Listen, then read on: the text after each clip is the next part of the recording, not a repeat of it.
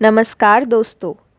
लंका में माता सीता से मिलने के लिए सर्प के रूप में आखिर कौन गया था? क्या आप जानते हैं? तो आखिर वह कौन था? जानते हैं इस प्रसंग के बारे में। दोस्तों, आपने रामायण तो देखी होगी और पढ़ी भी होगी कि कैसे लंकापति रावण ने माता सीता का अपहरण किया था और उन्हें अपने साथ लंका लाकर अशोक वाटिका में रखा था। दोस्तों, जब माता सीता अशोक वाटिका में पहुंची तो उन्होंने अन्न और जल का त्याग कर दिया था। जब ब्रह्मा जी ने ये देखा कि देवी सीता ने अन्न और जल का त्याग कर दिया है तो ब्रह्मा जी को चिंता हुई कि भूख उनको बहुत परेशान करेगी। ब्रह्मा जी इस बारे में सोच ही रहे थे कि इसका क्या करे और क्या नहीं। तभी उन्होंने देवराज इंद्र को अपने पास बुलाया और इंद्रदेव से कहा कि आपको हमारा एक कार्य करना होगा। आपको लंका में जाना है और लंका की अशोक वाटिका में माता सीता के पास जाना है, क्योंकि उन्होंने अन्न और जल का त्याग कर दिया है। मैं आपको एक दिव्य खीर दूंगा। आपको जाकर उसे माता सीता को देना है और इस खीर को जब माता सीता खा लेंगी तो उनको 10,000 वर्षों तक भूख परेशान नहीं करेगी। लेकिन आप यहाँ से जब जाएंगे तो ध्यान रखें कि लंकापति रावण या लंका में कोई और आपको पहचान ना ले, क्योंकि अगर ऐसा हुआ तो बहुत समस्या हो जाएगी।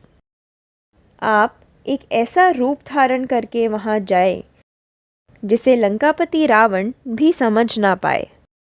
ब्रह्मा जी की इतनी बात सुनकर देवराज इंद्र ने कहा कि आप चिंता ना करें, आपने ये कार्य मुझे सौंपा है। ये कार्य करने के लिए मैं लंका अवश्य जाऊंगा। दोस्तों, यह बात सुनकर देवराज इंद्र ने एक सर्प का रूप धारण किया और सांप बनने के बाद उन्होंने लंका में प्रवेश किया। जब वह अशोक वाटिका में पहुंच गए तब माता सीता ने यह समझा कि यह कोई राक्षस होगा जो उन्हें परेशान करने के लिए आया है। माता सीता नहीं समझ पाई कि ये देवराज इंद्र है। तब इंद्रदेव ने अपना असली रूप धारण किया और सीता जी से कहा, हे माते, मैं इंद्र हूँ। इंद्रदेव की बात सुनकर माता सीता ने अपने तपोबल से देखा कि ये वास्तव में इंद्रदेव ही हैं और सीता जी ने उनसे पूछा कि वह किस कारण से वहां आए हैं। तब इंद्रदेव ने कहा कि माता, आपने अन्न और जल का त्याग कर दिया है। आपको भूख और प्यास बहुत परेशान करती होगी और इस भूख की समस्या के लिए मैं आपके पास ये दिव्य खीर लेकर आया हूँ।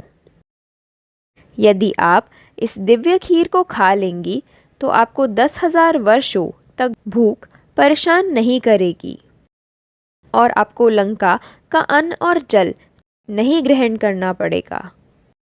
दोस्तों, कहा जाता है कि सीता जी ने इसके लिए बहुत मना किया, किंतु इंद्रदेव के बार बार प्रार्थना करने पर माता सीता ने उस खीर को ग्रहण कर लिया। जब सीता जी ने खीर को ग्रहण किया तब इंद्रदेव अपने उसी रूप में सर्प बनकर लंका से बाहर आ गए और इंद्रलोक चले गए। तो दोस्तों, आपको रामायण के इस रोचक प्रसंग के बारे में पहले से पता था या नहीं, कमेंट करके ज़रूर बताइएगा।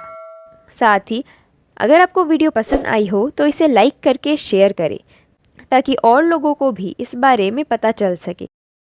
और जाने से पहले चैनल को सब्सक्राइब कर बेल आइकन अवश्य प्रेस कर दें। तो जल्द ही मिलते हैं ऐसी ही एक और नई वीडियो के साथ। तब तक अपना ध्यान रखें। जय श्री राम।